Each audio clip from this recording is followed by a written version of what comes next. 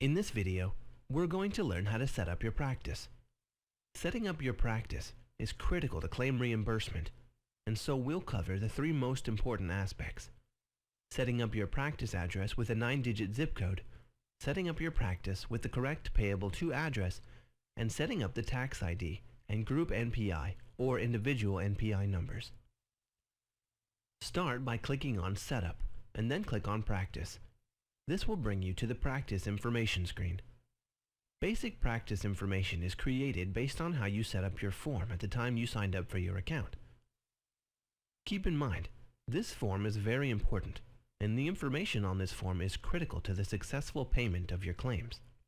You want to put in the name of the practice, contact information, and the address, and you want to make sure to use a 9-digit zip code, as this is a 50/10 claim requirement by all payers.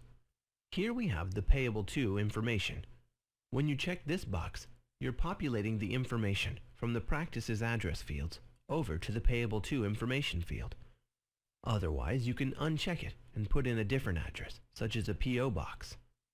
The payable to information is very critical because this is the pay to address as set up with your payer. The information is sent along with electronic claims and on box 33 on the CMS 1500 form. You'll want to make sure it's very carefully filled out to avoid claim denials for wrong information.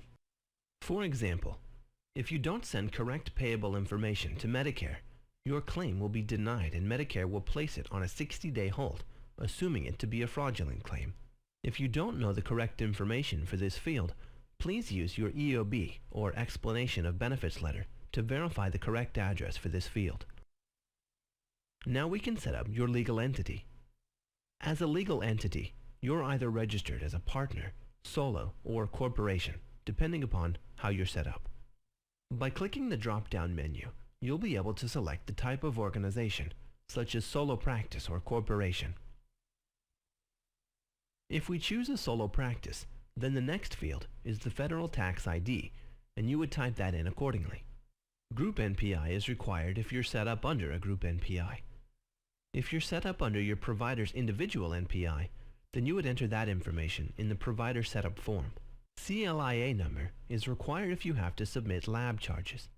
If you don't submit any lab charges, then you can leave this field blank. Now here's where we'll set up the working hours. By clicking on this drop-down, you'll be able to select the appropriate hour, minute, and AM or PM, and repeat the process for the end times. Next is where you can put patient communication information, and here you can type any notes for your practice. And after you've verified and entered all the fields correctly, you'll then want to click on the Save button to assure your practice information has been successfully updated.